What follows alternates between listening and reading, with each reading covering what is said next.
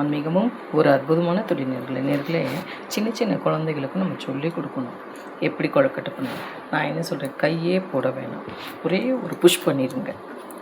ஓகேவா? அதை இப்படி எடுத்துருங்க. எடுத்தால் ஒரு ஷேப் கிடைக்கும். நம்மளுக்கு என்ன ஷேப் வேணாலும் நம்ம கை யூஸ் பண்ண வேண்டாம், அமுக்கு அப்படி வச்சிட வேண்டியது. ஓகேவா? நான் எனக்கு ட்ரையாங்கிள் வேணும்னு ஆசைப்பட்டேன். இல்லை ரெக்டாங்கிள் வேணாலும் வச்சுக்கலாம், ஸ்கொயர் வேணாலும் வச்சுக்கலாம், இல்லை ரவுண்ட் ஷேப் வேணாலும் வச்சுக்கலாம். இப்போ நம்ம பூர்ணத்தை அப்படியே வச்சிட வேண்டியது. ஓகேவா? வச்சிட்டோமா? கொஞ்சோண்டு ஒரே ஒரு இதுதான் அப்படியே அமைக்கிற வேண்டியது. இப்போ நான் 2 கொழுக்கட்டை உங்களுக்கு செஞ்சுட்டேன். முன்னாடி ஒரு 5 கொழுக்கட்டை.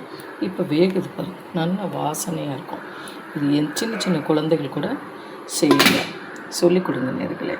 பூரணம் நல்லா இப்படி என்ன செய்யணும், இப்படி ஒட்டாமல் வரணும். அதுதான் மேட்ரு. கையிலையே பண்ணலாம், நம்மளுக்கு தெரியும். ஆனால் நம்ம குழந்தைகளும் செய்யணும்ல. அப்படி இல்லைன்னா குட்டி குழிக்கரண்டி இருக்குல்ல, இந்த மாதிரி ஒரு குழிக்கரண்டியை வச்சு சொல்லி கொடுங்க குழந்தைகளுக்கு. இப்படி ஷேப் வந்துடும், அதுக்குள்ளே பூரணத்தை வச்சு அமுக்கி. ஆக நான் என்ன சொல்ல வரேன், குழந்தைகளுக்கு சொல்லி கொடுங்கங்கிறேன். அழகாக குட்டி குட்டி பாலாக வச்சு இப்படி வச்சு உருட்டி சொல்லி கொடுத்துருங்க, ஷேப் வந்துடும். அழகான கொழுக்கட்டை.